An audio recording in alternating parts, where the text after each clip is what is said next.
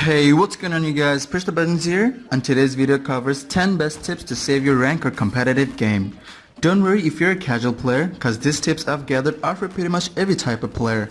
And before this video begins, I'd like to thank you guys so much for 3k subs. It means a lot to me.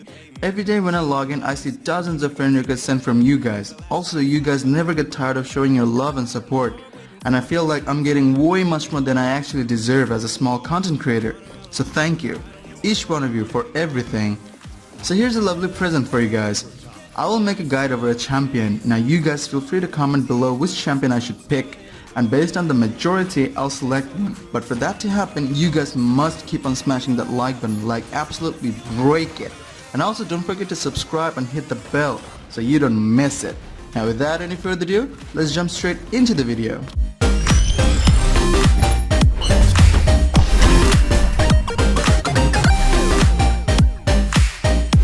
Coming at number 1, I've never heard about this tip in any tutorial video or guide, and that is cancel your abilities or your ult to save yourself.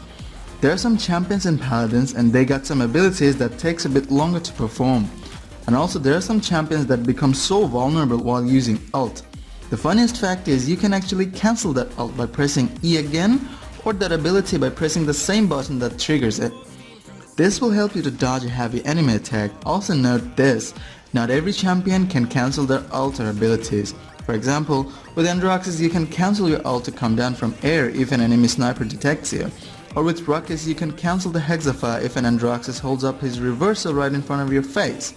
And abilities like Lex's Pursuit, Ceres' Restore Soul, Shaolin's Planet can be cancelled easily by pressing the same button that activates it. I highly suggest you go to your training room and figure out on your own which champion has the capability to cancel their ult and abilities. Number 2. Misusing your ult. There are some nerds out there who doesn't use their valuable ult or uses it just for self-protection, or when nobody's around to take its advantage.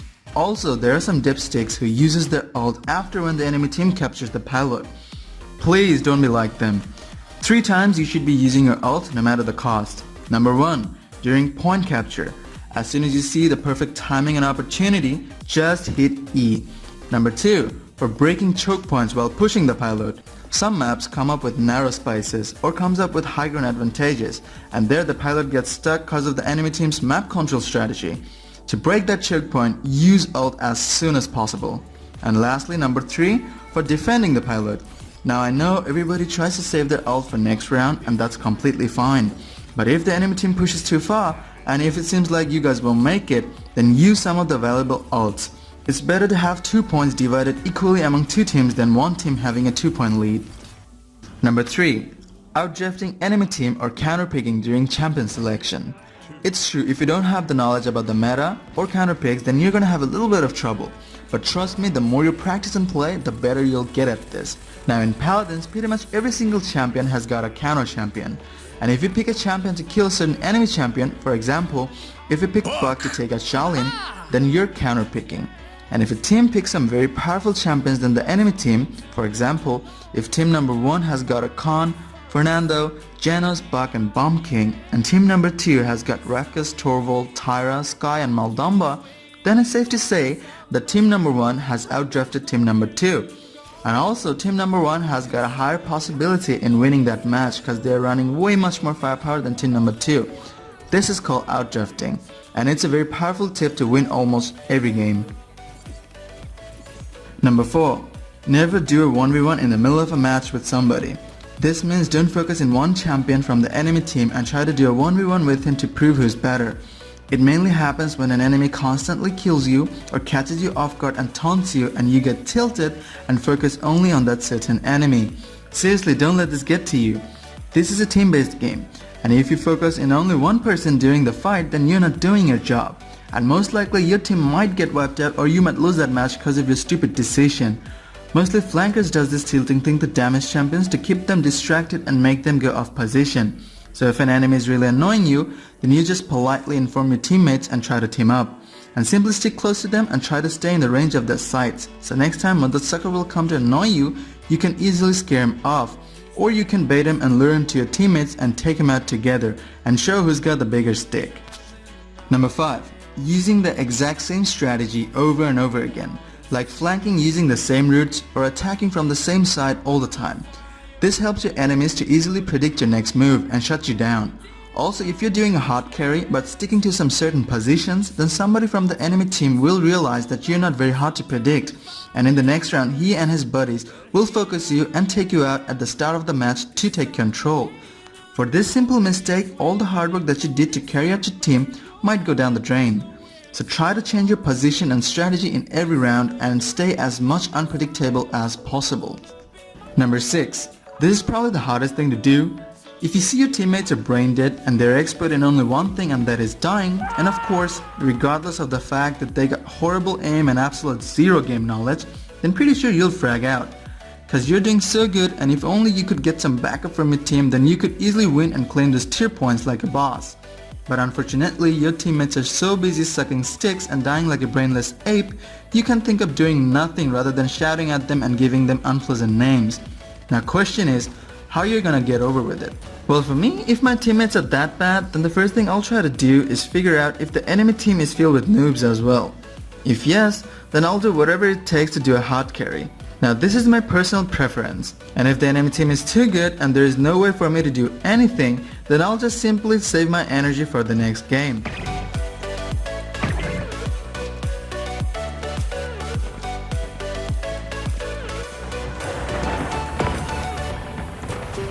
Stop the payload.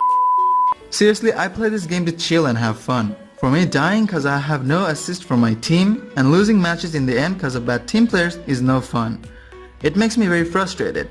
So I'll chill and save my energy for the next game instead of getting mad. It's really helpful, trust me. Saves a lot of energy and time and also keeps you jolly and positive. Now this was for noobs, but what happens if you have a troller in your team? Like he's trolling, he knows how to play, he isn't that bad as a player, but he's throwing. In that case, just simply tell him, dude, cut it out, we're on the same page here, let's win this game and get some free tier points. If that doesn't work, then give him polite threat. Like I'm currently recording and this clip is going to Reddit or to Hi-Res. So don't be such a jerk and play nice if you don't want to get suspended for 3 weeks from Paladins. And if that doesn't work, then do what I do. Save your energy. You know what they say, if you can't beat them, join them. I'm not gonna join them for trolling though, I'm just gonna sit back, relax and have my bot grab the wheels. Number 7. Keeping different loadout for different situations. You can build up to 5 loadouts for any champion and select one at the start of a match. Now a very simple trick to have an advantage over the enemy team at the start of a match is having the right loadout for the right situation. For example, if the enemy team is running too much crowd control, then make a loadout that minimizes it. This way you don't have to concern about getting resilience. You can easily start with Cauterize or Haven or any other item that you feel like you need to keep the pressure on the enemy team.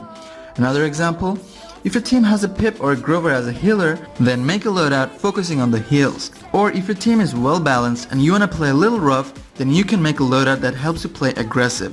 So keeping different loadout for different situations is very beneficial, and don't forget to name your loadouts, cause you might get confused while picking them. Number 8.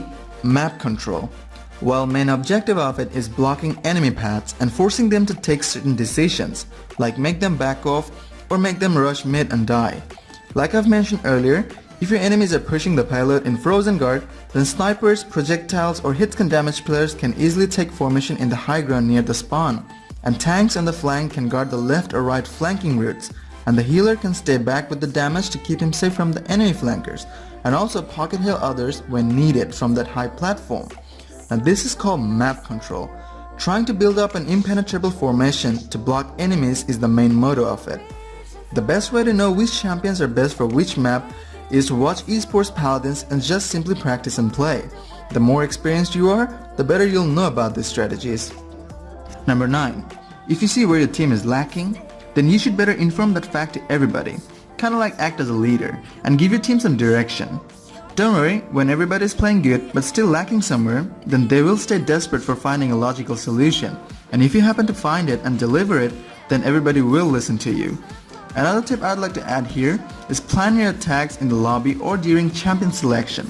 Now I know most of the time team members don't stress much about planning their attacks, but from my personal experience I've seen if team members are active and you guys sort out your plans in the lobby, then the whole game becomes much easier. as pretty much every team member knows what to do and where they should be, so the percentage of winning that match rises very high due to this simple communication. Now comes our final tip, and that is, don't change your class. For example, I main flank and damage, and if these two classes are booked, then I mostly go for the healers. The reason why I avoid tanks is that I can't stay that patient, and absorbing damage feels very punishing for me. But don't get me wrong, I can play with pretty much every champion from every class, but I feel like I can do a lot and create a lot of openings while sticking to the flank class. So a great tip for you guys is that never change your class during your ranked matches. Inform your team politely that you will stick to these classes and no one should pick them. Don't break this rule and don't expect to get carried, even if there is a grandmaster player in your team. Now before signing out, here's some bonus tips. Before going to the rank, warm up a little bit to activate your muscle memories or aiming skills. Play one casual or hit the training ground and practice till you feel ready. If you've lost 2 or 3 ranked matches in a row, then pretty sure you're frustrated and exhausted. Take a break. Don't play back-to-back ranked matches with lose streak on your tail. It affects your positive mentality. So chill out and take a break, then come back later. Play with a crosshair that you feel comfortable with. Crosshairs play a huge role, and don't just randomly pick the precise or dot, just because your favorite YouTuber or streamers are using it. Experiment with different crosshairs and then figure out which one suits you well. Also don't forget, you can color it to comfort your eyes and add a little bit of boost to push your aiming skills a bit further. Anyways guys, that wraps up the video. Leave a comment as I always want to know what you guys are thinking. Also do me a favor and break the like and the subscribe button, cause they need to stay broken. Peace.